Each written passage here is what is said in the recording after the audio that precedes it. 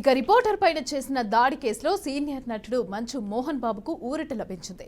Supreme court ముందస్తు bail మంజూరు చేసింది. డిసెంబర్లో మోహన్ బాబు నివాసం వద్ద గొడవలు జరగ్గా రిపోర్టింగ్ కోసం వెళ్లిన ఓ ఛానల్ రిపోర్టర్ పైన మోహన్ బాబు దాడి చేశారు. అయితే ఈ దాడిలో గాయపడ్డ జర్నలిస్ట్ ఆసుపత్రి పాలు కావడంతో మోహన్ బాబు పైన తీవ్ర స్థాయిలో విమర్శలు చెలరేగాయి. దీంతో పోలీసులు అతనిపైన హత్యాయత్నం కేసు నమోదు చేశారు. దాడి తర్వాత వివిధ పరిణామాలు చోటు చేసుకోగా మోహన్ బాబు తనకు బెయిల్ ఇవ్వాలని పలుమార్లు కోర్టును ఆశ్రయించారు.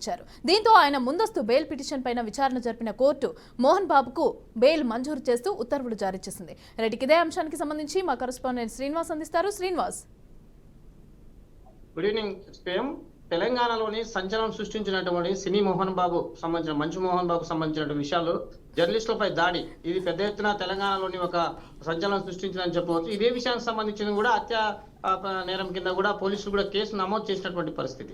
సినీ మోహన్ బాబు ఇంటి వ్యవహారం సంబంధించి జరిగినటువంటి విషయాలలో కవర్ చేయడానికి వెళ్ళినటువంటి మీడియా ప్రతినిధులపై మోహన్ బాబు చేసినటువంటి దాడిలోని గాయపడ్డటువంటి జర్నలిస్టు ఆసుపత్రిలో చికిత్స కూడా పొందుతున్నటువంటి పరిస్థితి. అదే విషయానికి సంబంధించి గత కొంతకాలంగా ఆ కోర్టును ఆశ్రయిస్తున్న మోహన్ బాబుకు ఒక్కసారిగా హైకోర్టులో ఊరట లభించిందని కూడా చెప్పవచ్చు. ప్రధానంగా చూస్తున్నట్లయితే హైకోర్టులో ఉన్నటువంటి మోహన్ బాబుకు ఊరట లభించడంతో ఒక్కసారిగా ఊపిరి పీల్చుకున్నటువంటి పరిస్థితి.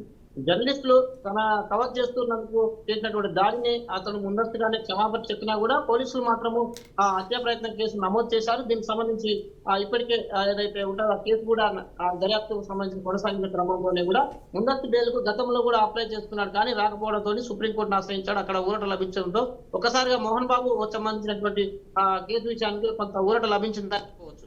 ప్రధానంగా చూసుకున్నట్లయితే మోహన్ బాబు కుటుంబ వ్యవహారాలు గత కొంతకాలంగా అల్లర్లు సృష్టించుకున్నటువంటి ఇద్దరి కొడుకు కుమారుల వివాహం సంబంధించినటువంటి వివాదాస్పదమైన ఆస్తుల తగాదాలోని జరుగుతున్న విషయాల్లోని మీడియాకు తెలిసిన క్రమంలోనే అక్కడికి వెళ్లడంతో ఈ ఆదంతం జరిగినటువంటి పరిస్థితి గతంలో కూడా అందరికీ తెలిసిన విషయమే. పూర్తి స్థాయిలోని మోహన్ బాబుకు అక్కడికి జర్నలిస్టులు దాడి చేయడం వల్ల అతను గాయపడ్డాడు, ఆసుపత్రిలో కూడా చికిత్స పొందుతున్నటువంటి పరిస్థితి.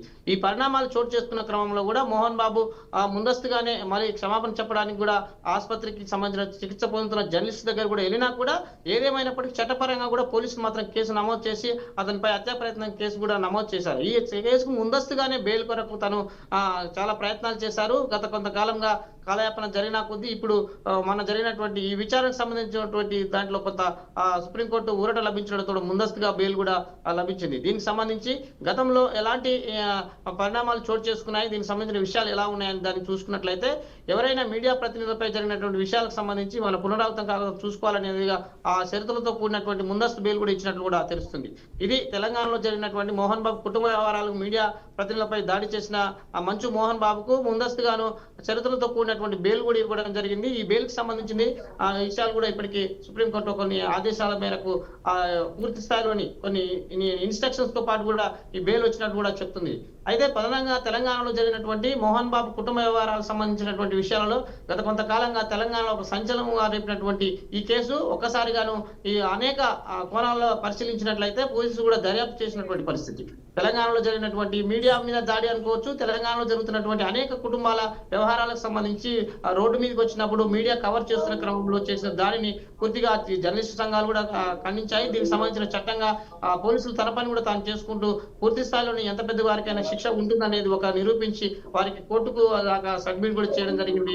ముందస్తుగా బెయిల్ కూడా రావడంతో ఒకసారిగా మంచు మోహన్ బాబు ఊరట లభించిందని చెప్పవచ్చు. ఇది ఆ జర్నలిస్టులపై దాడి చేసిన మోహన్ బాబుకు హైకోర్టులో జన్మించినటువంటి ఊరట లభించి ముందస్తు బెయిల్ సంబంధించినట్టు తాజా విషయాలు. Right, thank you Srinivas.